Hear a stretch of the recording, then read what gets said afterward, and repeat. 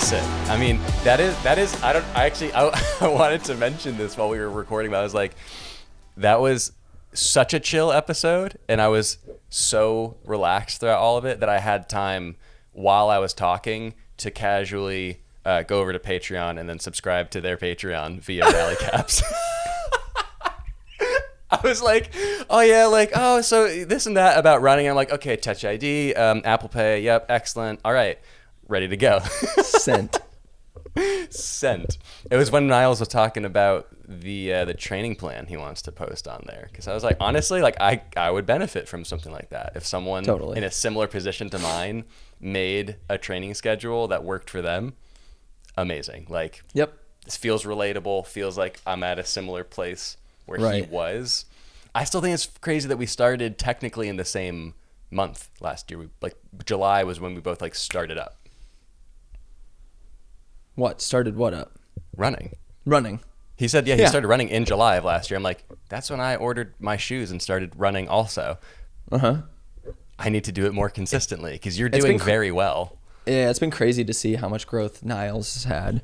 Yeah, I it's don't awesome. know. I do not mind at all if episodes go in a direction where it's like we don't need to talk about business. It feels like it's not done enough where a lot of creative podcasts, YouTube channels, like they won't go outside the realm of what their niche is. Yeah. And I think one of the most important things we think is the diversification of stuff that you do. Yes. And how are you going to do that if you don't ever talk about it or like Right. actually engage with the ideas of doing something else other than your business, you know? And that's why, like, I keep, it's so funny. I keep referring back to that episode. I've said this so many times, but that episode that Cy Moore did with Way Up North. Yeah. It was like an hour and a half conversation. I've listened to that one episode 5 or 6 times because none of it, well, not none of it, most of it didn't have to do with photography or weddings specifically. It was all adjacent stuff about like fly fishing and gardening. Wasn't he and like gardening? Yeah. and gardening and like he's really into like good denim and like the other companies that he started that have, again, nothing, like a furniture company and like all like a design agency and all this stuff. And it was so interesting to hear about someone whose work I admire so much, but like hear about what makes that person a person behind the scenes. And that's like, I still love the concept. I think we've talked about this also. We were like, we can't call the show this, but like the idea of like making a podcast called Shoot the Shit, where it's like you talk with photographers about literally anything but photography and just kind of like embrace that idea of, hey, we're just kind of like have a really laid back conversation and talk about what life is actually like, get to know you as a person more than just your business, just your tips and tricks, how you've hacked the algorithm, how you booked this crazy wedding, like how your revenue is, like all of like the traditional things that you'd find in a podcast.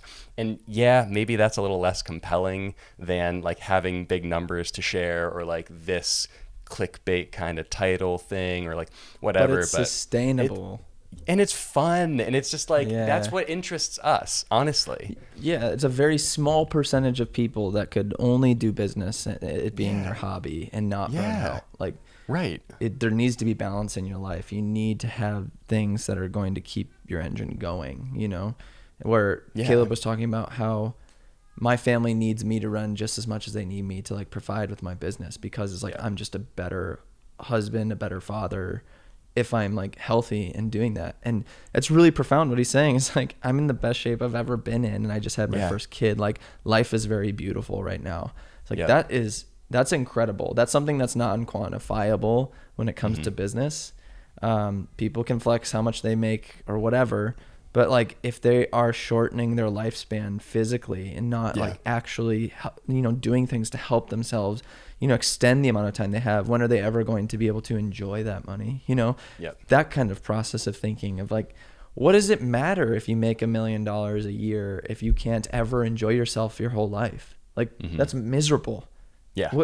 There's literally no point, in my opinion. Like, you could make the argument that you're making a legacy for your family. You could pass it down. You could donate it, whatever. But again, saying what Caleb said, it's like life's just too short to not enjoy it. And if that means you need to live more simple and you don't have to get the extravagant things, and you don't need to make millions of dollars, like that's perfectly okay. That's actually very beautiful. Yeah. I feel like I'm in that existential crisis right now where it's like income is ramping up more than I've ever seen before. And the more and more income ramps up, the more and more anxiety and stress and depression I feel from making more money. And it's like, I'm very interested in building systems where I don't have to do as much work and it still makes money, but I don't need it to like exceed a certain amount, you know? I don't think I've said this anywhere publicly yet, but my company almost brought in 40 grand of revenue in February.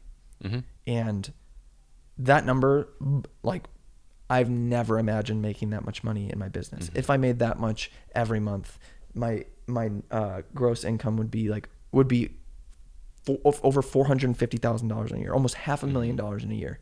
Never imagined making that kind of money. And those are some of that month, and how much is going on made me feel some of the most stressed out feelings I've ever felt in business. With how many pots are on the stove and not being able to outsource stuff because I'm trying to do it all on my own. So I'm seeing so much more value in slowing down and being okay with making $8,000 in 1 month, which is still incredibly substantial. Like, we could definitely live on $8,000 a month after our mortgage is paid, you know, like it's fine.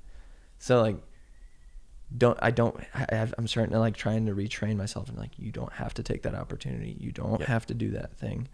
You can just dial back. You can spend more time. And a lot of the running stuff in that conversation makes me feel all those thoughts and going like, yes, okay, take time to enjoy yourself, like give yourself time to spend with your family, all that good stuff.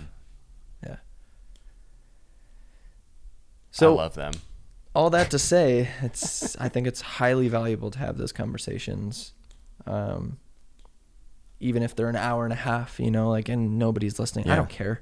I think plenty of people will benefit from us talking about being disciplined and running. Like, again, it's widely, that's why I brought up that thing. I was like, it's widely applicable to so many facets of your life, whether it's personal or business. Like, it's such a good physical manifestation, representation of pacing yourself in life, you know, what's important, what you have to be intentional with the things that you do. You have to treat your body well. So it's like, if you apply it to your emotions, you apply it to your psyche, like you have to be doing all those same things. Like, have a plan, keep it healthy, be consistent, you know, train for something, have goals.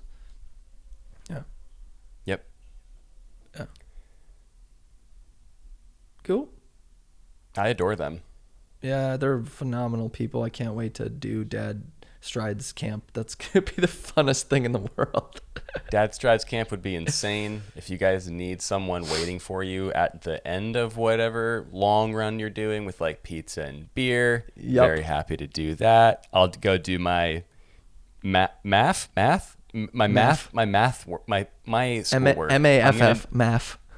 MAF. Moment Advancement Film Festival. Moment Accelerated Film Festival. Yep, that's what it is. That's got to be it. MIF-MAF. I forgot to mention. I was like, I want to be like, hey, also like low key. This is a big deal meeting you guys because 3 years ago, I don't know if you noticed, but my dumb face accidentally got into your moment highlight reel of the event at 368. That was me. And I was there. I was like the +1 of a +1. Thank you for unknowingly having me. It's really nice to meet you guys now. That's exactly what happened. It was awesome. Did I ever show you that video?